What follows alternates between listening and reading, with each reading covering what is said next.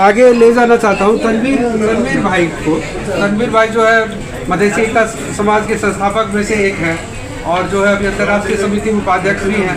इसके अलावा जो है वो अलीगढ़ मुस्लिम यूनिवर्सिटी का यूएई में जो अलुमनाई एसोसिएशन है उसका भी वो जनरल सेक्रेटरी के तौर पे काम कर चुके हैं। तो तनवीर जी, आपका जो अपना जिज्ञासा है माननीय जी के सामने रखने के लिए आग्रह करता हूँ। बहुत बहुत धन्यवाद। अस्सलाम वालेकुम, नमस्कार। खैर बहुत सारी बातें यहाँ आ गई है, मेरे ख्याल से जो चीज़ें मेरे जहन में थी लगभग चीज़ें आ गई हैं। तो मैं जो बात अपनी शुरू कर रहा हूँ वो यहाँ से कि यादव जी हम लोग के बीच में हैं। इनके बारे में जब इनसे मिलने जा रहा था तो वैसे भी इनके बारे में लोग जानते हैं, हम भी जानते हैं इनके बारे में। इन्होंने अपना बेसिक तालीम अपने ही इलाके में शुरू किया, बाद में धरान से इन्होंने मैथमेटिक्स में ग्रेजुएशन किया और विराटनगर से, चूँकि वो मेरा शहर है, विराटनगर से उन्होंने अपना मास्टर्स कंप्लीट किया। तो आप इस चीज़ को यहाँ पे भी समझ सकते हैं कि डॉक्टर साहब एक मधेसी थे, एक छोटे से गांव से थे और वहाँ से जो है मतलब उनको चेतना था उनमें कि हमको एजुकेशन के लिए आगे जाना है। उन्होंने एजुकेशन के लिए ग्रेजुएशन किया, आगे गए। धरान मतलब एक लिटरली धरान जो है पहाड़ी कम्युनिटी का इलाका है, धरान में पूरा मधेश नहीं बसता। तो वहाँ से उन्होंने ग्रेजुएशन किया, फिर विराटनगर आया, आगे बढ़ा। तो वो एजुकेशन जो है उनका आज इस लायक बनाया उनको कि आगे जो आंदोलन उन्होंने लीड किया, आगे चलाया। तो डॉक्टर साहब के लिए मतलब होता नहीं कि हम लोग चूँकि अलीगढ़ से मैं पढ़ा हुआ हूँ तो कुछ बातों में कहने के लिए कुछ शेर का मैं सहारा लेता हूँ कि अकेला ही चला था जानिबे मंजिल मगर लोग आते गए और कारवां बनता गया।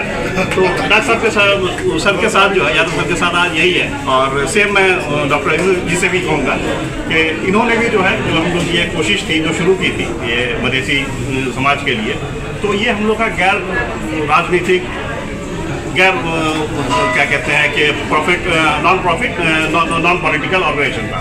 तो मैं आते हुए सोच भी रहा था कि इसमें एक पॉलिटिकल आदमी कैसे हम लोग इनवाइट कर रहे हैं, कैसे उनका कार्यक्रम कर रहे हैं। लेकिन जब इनकी पॉलिटिक्स को आप समझेंगे तो वो पॉलिटिकल नहीं था, वो आंदोलन था, वो एक सोशल सर्विस थी जिसने मधेसी को आवाज़ दिया।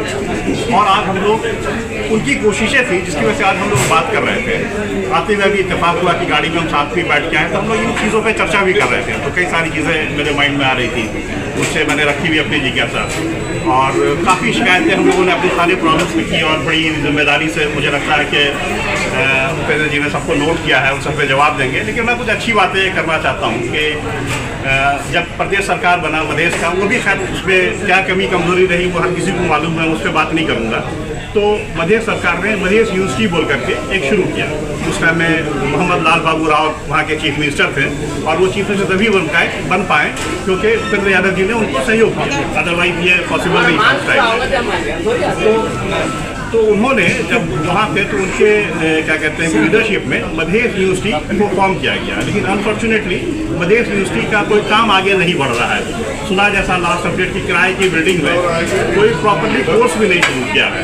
मैं सबसे आग्रह करूँगा कि वैसे चीज़ों को जो है गतिशील बनाएं और ज़रूरत पड़ती है तो उसमें एडवाइजरी कमेटी को थोड़ा उसको बड़ा करें, डॉक्टर साहब जैसे एफिशिएंट लोगों को उसमें लाएँ ताकि जो है एक जो बेस्ट इफेक्टिव दुनिया भर से वही चीज़ें आ सके उसमें और हम लोग मधेश में भी वर्ल्ड क्लास यूनिवर्सिटी का सपना देख सकें। खैर मैं एक फॉर्चुनेट था, मुझे पढ़ने का मौका मिला बाहर से। मैं पढ़ने के लिए अलीगढ़ गया, वहाँ से अलीगढ़ एक बड़ी यूनिवर्सिटी है। तो मैं कभी अपने बच्चों को या अपने गांव के बच्चों को ये एडवाइस नहीं करता कि तुम प्लम्बर की ट्रेनिंग लो, तुम इसकी ट्रेनिंग लो, ये नहीं। मैं सजेस्ट करता हूँ कि तुम उड़ान ऊँची भरो, पायलट की ट्रेनिंग लो, डॉक्टर बनो, इंजीनियर बनो, सीए बनो, वहाँ तक की कोशिश करो। और हम लोग जिस बैकग्राउंड से आ रहे हैं तो ये भी मुझे लगता है अफसोस की बात है, हम लोग इस तरह से बात कर रहे हैं कि हम लोगों का जो मधेश से आए और ये वाकई बहुत ही दयनीय स्थिति है। और मैं आपके सामने रखना चाहता हूँ इस बात को। हम लोग प्रोग्राम भी एक बहुत ही एवरेज से होटल में कर पा रहे हैं। वजह ये कि हम लोग जिस तरह से रहते हैं यहाँ, हम लोग की जिस तरह की जॉब है, एक बेहतर जगह हम लोग अफोर्ड नहीं कर पा रहे हैं। तो उसकी वजह है कि हम लोग एक बहुत ही नॉर्मल केस में कर रहे हैं। लेकिन मुझे लगता है कि जो कोशिशें होंगी आने वाले वक्त में और उन कोशिशों से और अच्छा मैन पावर और अच्छे स्किल्ड लोग पढ़ा करके नेपाल से आएंगे और हम लोग और बेहतर तरीके से वेलकम करेंगे। हमारे यहाँ से कोई मेहमान अगर आएंगे यहाँ तो सर जैसे आने वाले वक्त में मेरा सपना है ये। और मेरे साथ इस सपने में मैं चाहता हूँ कि हर ग्रुप को अपनी जितने लोग यहाँ हैं सब लोगों ने बड़ी कुर्बानी दी है अपने बीवी बच्चों से दूर रह करके। अक्सर लोग, बहुत कम लोग हैं फैमिली से, आप देख रहे होंगे कि बहुत कम लोग हैं जो अपनी फैमिली लेके आए हैं और है भी नहीं, बहुत बड़ी कुर्बानी दे रहे हैं, यहाँ रह रहे हैं, बच्चों को पढ़ा रहे हैं अपने। तो उन बच्चों के अच्छे मुस्तकबिल के लिए, अच्छे फ्यूचर के लिए कम से कम एक आप चूँकि सरकार के पार्ट भी हैं, तो आपकी तरफ से हम लोग को लगता है कि एक अच्छा इनिशिएटिव होना चाहिए कि अच्छे पढ़ने के मौके कम से कम वो बनाएं, लोगों को अच्छी फैसिलिटीज मिले। हम लोग रिसोर्सेज के ऊपर बात करते हैं, तो मैं एक बार कंसेप्ट पढ़ रहा था, राम राज्य का कंसेप्ट क्या है, उसमें टैक्सेशन पॉलिसीज पढ़ रहा था उसकी, कि सर थोड़ा सा शेयर करना चाहूँगा इसको। राम राज्य का टैक्सेशन पॉलिसी क्या है, तो उसको डिफाइन किया है बड़े अच्छे तरीके से कि राम राज्य के टैक्सेशन पॉलिसी में ये टैक्स में धूप की तरह, कि धूप जहाँ समुंदर है, समुंदर से ज़्यादा पानी सोखता है, नाले से कम सोखता है, जहाँ ज़्यादा है वहाँ से ज़्यादा लेता है। और जब रिसोर्सेज एलोकेट करें, जब फैसिलिटीज़ दें अपनी जनता को, तो बारिश की तरह कोई जगह हो बराबर बारिश बरसती है, पहाड़ हो, नदी हो, घर हो, ऊंचा घर हो, छोटा घर हो, सब जगह बारिश बराबर पड़ती है। तो ये बड़ा अच्छा कंसेप्ट है। हम लोग रिलीजियस इथोस से भी चीज़ें सीख सकते हैं और उस तरह की चीज़ों को हम लोग अपने इम्प्लीमेंट कर सकते हैं। कि नेपाल में अक्सरियत मतलब कि राम को मानने वाले लोग हैं, तो उसके पॉलिसीज़ को क्यों नहीं इम्प्लीमेंट करने अपने प्लानिंग में, अपने मतलब के इश्यूज़ में। उसमें मतलब हमेशा का यही रोना है कि हमारे पास रिसोर्सेज कम है, एलोकेट कैसे करें। एलोकेट बराबर से होना चाहिए, चाहे वो पहाड़ी कम्युनिटी हो, मधेसी कम्युनिटी हो, मुस्लिम कम्युनिटी हो, किसी भी एक कम्युनिटी को छोड़ करके या किसी को भी लीव कर करके हम लोग देश प्रगति नहीं कर सकता, समाज प्रगति नहीं कर सकता। मेरे ख्याल में बहुत सारी बातें हैं जो की जा सकती है, और लेकिन चूँकि टाइम का भी वो है, और मुझे लगता है कि सब लोग बोल ही चुके हैं सारी बात। और अभी जो सिचुएशन है, उस सिचुएशन में मैं एक बात कहते हुए, तो ये भी शेयर में सर के लिए वो करते हुए वो बात ख़त्म करूँगा कि तूफान कर रहा था मेरे अज़्म का तवाफ़।